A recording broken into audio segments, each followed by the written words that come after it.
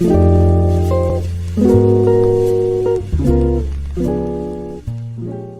to the channel and welcome to a brand new series. Yes, that's right, 2 new series in 1 week, Adam. What's happening? 2 new series, and this second one is going to be Building Bournemouth, as you can probably tell by the title and the thumbnail. Essentially, we're going to see how far we can get Bournemouth in the league and see if we can push them onto the Champions League. It's going to be a much longer series than the last one, and we're just kind of going to rebuild Bournemouth and take them as far as we can. So the first thing to do was to look at our objectives. Now, as you see on your right hand part of the screen, we have youth development, so we need to sign 2 players younger than 20 and then also sign 1 youth player to the senior team and play them in 5 matches. Now this is probably going to be more of a long term one. Towards the latter stages of the season, we'll see the youth player making it to the senior team and playing 5 matches. Then we have domestic success. Now we need to reach the round of 16 in the FA Cup and finish in the mid-table of the Premier League. And by the end of the season, the board wants us to have a profit of 27 million.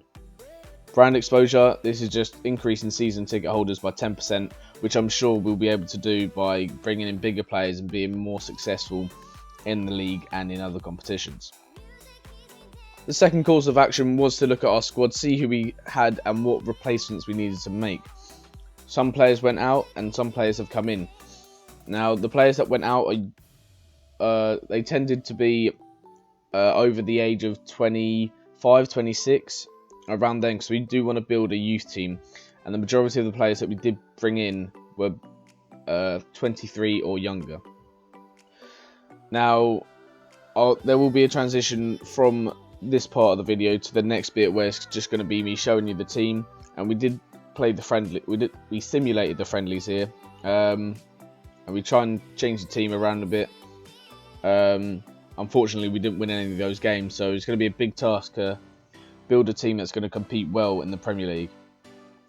And this is quite a long process of scouting players, seeing what their stats were, how much they were, the price that they wanted us to pay them for their wages, and this took about an hour, so this is why it's just going so quickly. It's just going to be a brief introduction to the series, and next episode is going to be a bit more. It's going to be a bit more gameplay, and similar to last series, I'm going to simulate all games apart from the games against the top 6.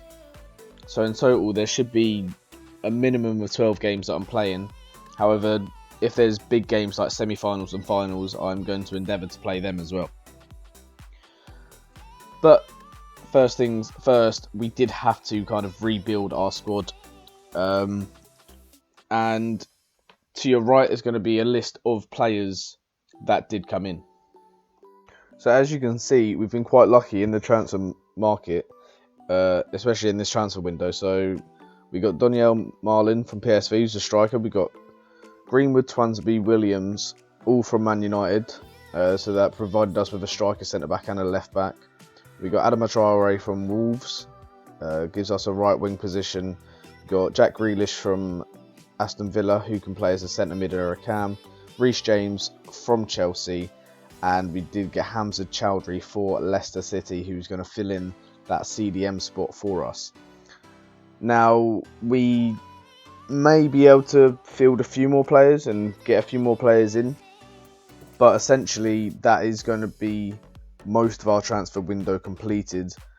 We have depleted the club from most of our money, but yeah, so at the moment that is what our team looks like. We're going to try and make a few more signings before the beginning of the season, just so we can get a central attacking midfielder and a left mid, as we do not have any of them other than the ones that are probably going to be sold anyway. We do have a left mid, actually. We can use him. That is my bad. And we need someone with the leadership trait, which we don't have, so maybe we need one of them. But it's not a bad start to the team. So let's try and see if we can sign 1 or 2 more players before the beginning of the season, and I'll see you in a moment's time. Right, so here we go. Our first game is against Sheffield United. This is our starting lineup. Hopefully, and just hopefully, we can get a win out of our first Premier League game.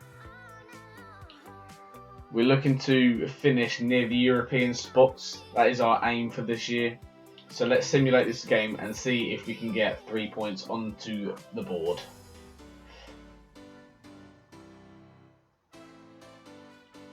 Finished 1-1 and one of our players is injured in our first game, which is not a great start, not at all. Let's see what damage has been done and we'll move on to the next game.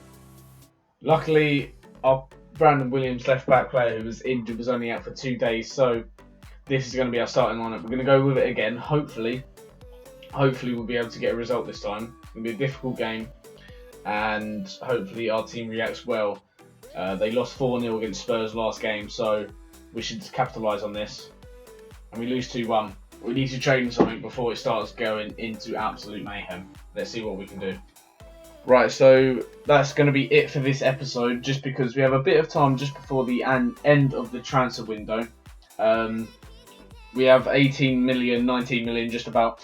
If you do think of anyone that you think I should buy before I go into the next episode, make sure you do leave a comment. We're going to start off the next episode with the game against Manchester City. We're going to be playing it, see how the team feels, and we'll go from there. But thank you for watching. Leave a like. Any comments and suggestions are welcome in the section down below. Subscribe if you're new. Share it around. Remember, 100 subscribers, I potentially will be doing a face reveal. So, like, comment, subscribe, share it around, and as always, I'll catch you in a bizzle.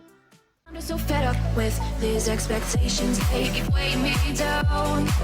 My heart is begging me to get the hell out of my head. I'm trying to live inside the upside.